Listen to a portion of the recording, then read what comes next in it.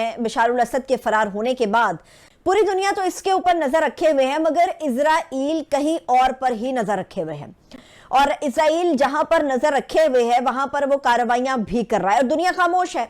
Israeli फौज शामी खाना जंगी से फायदा उठाने शाम के अंदर दाखिल हो गई है। तो अब वो भी उस इलाके में पेशकदमी कर रहे हैं, उनके टैंक्स भी दाखिल हो गए हैं सीरिया में, उनकी एयरफोर्स भी हमले कर रही है, अमेरिका भी हमले कर रहा है वहाँ पे। शदीद रद्द-ए-अमल का इजहार इजिप्ट की तरफ से हुआ है कि इजिप्ट की तरफ से शदीद रिएक्शन आया है कि ये जगह वापस छोड़ी जाए सीरिया की। लेकिन जो मुझे अफसोस से कहना पड़ रहा है, मुझे लग रहा है कि सीरिया के जो हालात हैं उसमें 3 हिस्सों में तकसीम करना उनका एक मकसद है। Netanyahu pledges to change the face of Middle East. Greater Israel emerging. After 480 strikes of Israel on Syria. Israel ने एक लबनान का हिस्सा भी ले लिया, शाम का हिस्सा भी ले लिया। हमें ये भी मालूम है कि इजराइल ग्रेटर इजराइल के मैप में एक सऊदी अरब का हिस्सा भी है।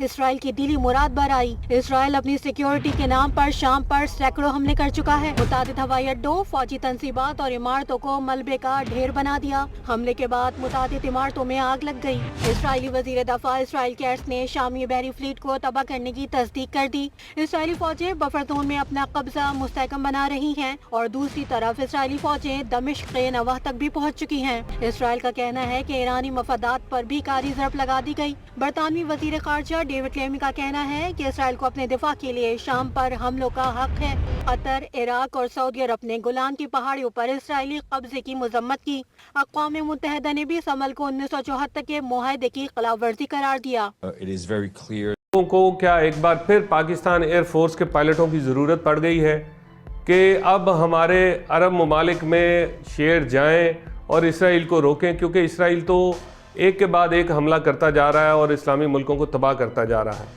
आपको याद होगा 1967 में पाकिस्तानी पायलटों ने इसराइल के पायलटों को रोका था और वापस भेजा था। ये वाक़या मैं आपको सुनाता हूँ। नाजायज फायदा उठाते हुए इसराइल दमिश्क के करीब तक जा पहुंचा है। इसराइल ने स्ट्राइक्स की हैं डेमास्कस इलाकों में। और लाज़िम मैंने आपको बताया था, बहुत पहले बताया था कि मुसलमानों के लिए जो सबसे गद्दार तरीन इंसान है वो रजब तैयब एर्दोगान है। इसराइल को 100 साल तारीख के अंदर कभी भी इसराइल को इतना बड़ा फायदा किसी ने नहीं पहुंचाया जितना इस इंसान ने, रजब तैयब एर्दोगान ने पहुंचाया है। इस आदमी ने इसराइली फौज से लड़ने से इनकार कर दिया है। ये मुसलमान भी नहीं होगा शायद। और ये पाकिस्तान के लिए बड़ी तशवीशनाक सिचुएशन डेवलप हो रही है अब, क्योंकि आहिस्ता आहिस्ता करके एक एक करके हर वो मुल्क जो इजराइल के सामने किसी न किसी फॉर्म में खड़ा था वो उसका ब्रेक डाउन हो गया और वो ख़त्म हो गया। सर, इस पूरी सिचुएशन से जो इस वक्त सीरिया में है, इससे इजराइल को बड़ा फ़ायदा हो रहा है। उनकी फ़ौज ने भी दाखिल होना शुरू कर दिया है, वो कब्जा करना शुरू कर दिया है शाम की ज़मीन के ऊपर। तो क्या कह सकते हैं भाई, ये देख रहे हैं आप, इत्तेफाक तो है ही नहीं जब आपके मुसलमान मुल्क। तो स्वागत है आपका आपके अपने YouTube channel unfiltered reaction think में। आज हम बात करेंगे कि पाकिस्तान कैसे बौखला गया जब इजराइल ने सीरिया पे अटैक किया। जी हाँ दोस्तों, सीरिया पे अटैक करते ही पाकिस्तान बौखला गया। पाकिस्तान को लग रहा है कि अब जो इजराइल है वो ग्रेटर इजराइल लेने जा रहा है। मतलब ग्रेटर इजराइल एक यहूदी होता था दुनिया का, उसने एक टर्मिनोलॉजी निकाली थी कि हम जहाँ तक पहुँचेंगे वो एक ग्रेटर इजराइल होगा। तो ग्रेटर इजराइल जो है ये बहुत सारी कंट्रीज़ को मिला करके बनता है, जैसे सीरिया हो गई, जॉर्डन हो गया, फिर उसके बाद लेबनान हो गया, फिर ये तो है ही है। फिर इनफैक्ट पाकिस्तान को ये डर है कि वो कहीं अब सऊदी अरब तक ना पहुँच जाए, सऊदी अरब का हिस्सा ना ले ले। तो दोस्तों इस चीज़ को लेकर के बौखला चुका है पाकिस्तान। अभी बता दें, रिसेंटली 2-3 दिनों से इतनी बॉम्बिंग की हुई है इजराइल ने सीरिया पे, उनकी पूरी नेवी तहस नहस कर दिया, उनका पूरा इंफ्रास्ट्रक्चर डिस्ट्रॉय कर दिया। इंफ्रास्ट्रक्चर कौन सा? आर्मी वाला। अब ना चाहते हुए भी जो सीरिया है, सीरिया बहुत कमज़ोर होगा, चाहे ना चाहे, क्योंकि कमज़ोर हो गया बहुत ज़्यादा। बिलियन बोलते हैं, ट्रिलियन ऑफ डॉलर्स जो है उसका नुकसान करवाया है इजराइल ने। और एक चीज़ और, क्योंकि इसराइल को ये डर है, भले ही इसराइल बोल रहा है कि मैंने तख्ता पलट कराया है सीरिया का, लेकिन उसको ये डर है कि कल को अगर ये जुलानी जो है ये फिर से खड़ा हो गया तो ये दिक्कत ना कर दे। तो इसलिए इन फ्यूचर कुछ ऐसा पंगा ना हो कि वो अगेंस्ट इसराइल ही हो। तो वो उसने क्या किया, अटैक कर दिया और निस्त नाबूद कर दिया इंफ्रास्ट्रक्चर को। तो आइए देखिए पूरी वीडियोस और मज़ा लीजिए। ऐसे ही हमारी वीडियोस को साथ में सपोर्ट भी मिलता रहेगा और हमारे चैनल को सब्सक्राइब करना ना भूलें। Thank you. देखिए वीडियो।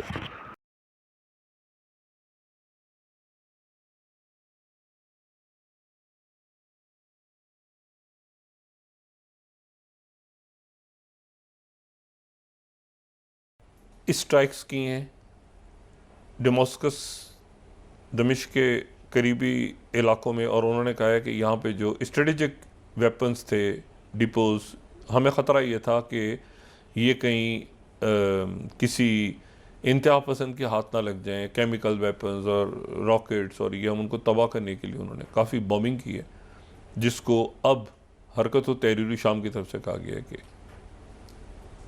ये रुक जाएं, क्योंकि अमेरिका ने भी स्ट्राइक्स की हैं, बाकियों ने भी, कि ये एकदम से ये ऐसा ना हो कि मुख्तलिफ मतलब उधर अमेरिकन बेसिस पे अटैक हो जाए, उधर यहाँ ये हो जाए, यहाँ ये हो जाए। तो सब ने फौरी तौर पे, होता है ना कि एक मुल्क में क्योस है, पॉलिटिकल वैक्यूम हो गया टोटल।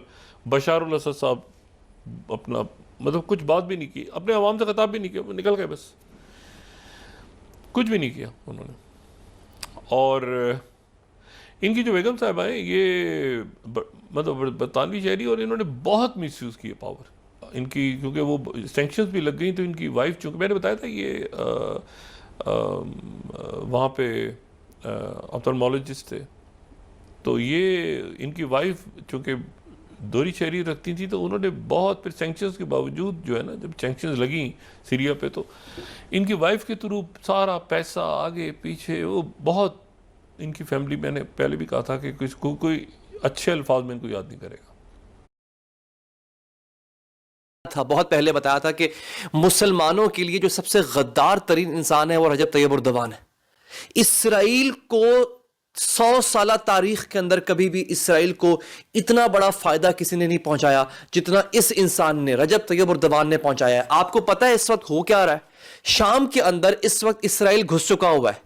ये सब कुछ किसका किया धरा है? मुझे बताएं, वो क्या नाम है उसका, अबू मोहम्मद जोलानी जो है, वो जो बागियों का लीडर है, रेबल लीडर है, जो पहले अलकायदा में शामिल था, बाद में इसने अपना अलग ग्रुप बना लिया तहरीर शाम के नाम से। इस आदमी ने इसराइली फौज से लड़ने से इनकार कर दिया है, जिसको बशारुल असद का जुल्म, बशारुल असद एक जालिम आदमी था, इसमें कोई शक नहीं, लेकिन कम से कम इस वक्त इसराइल की इतनी ताकत नहीं थी कि वो शाम में कदम जमाता। इसराइली फौज शाम में दाखिल हो रही है, इस आदमी ने एक गोली नहीं चलाई है। मैं कह रहा था यह आदमी दाइश का हिस्सा रह चुका है, यह आदमी अलकायदा का हिस्सा रह चुका हुआ है, यह मुसलमान भी नहीं होगा शायद। और इस वक्त सूरत हाल यह है, आप इस वक्त बीबीसी लगाएं, CNN लगाएं, शामी एयरफोर्स तबाह हो चुकी है।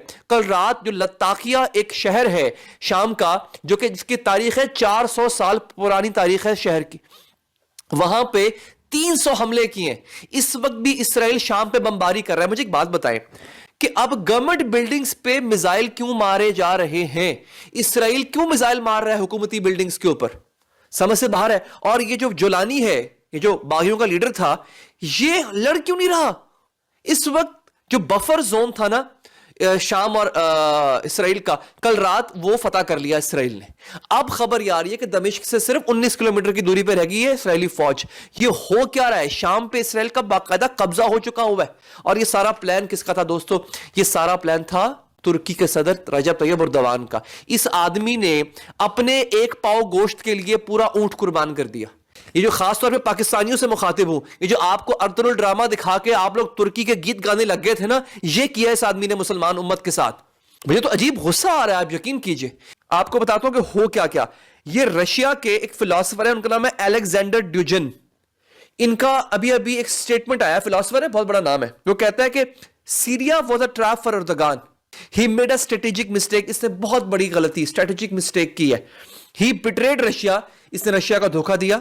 याद रहे तुर्की रशिया का बहुत अच्छा दोस्त है और रशिया शाम में मौजूद था।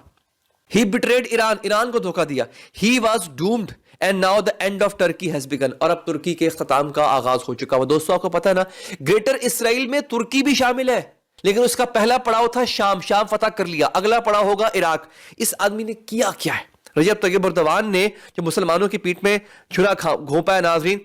और ये पाकिस्तान के लिए बड़ी तशवीशनाक सिचुएशन डेवलप हो रही है अब, क्योंकि आहिस्ता आहिस्ता करके एक एक करके हर वो मुल्क जो इसराइल के सामने किसी न किसी फॉर्म में खड़ा था वो उसका ब्रेक डाउन हो गया और वो ख़त्म हो गया। शुरू कर दिया है, वो कब्जा करना शुरू कर दिया है शाम की ज़मीन के ऊपर।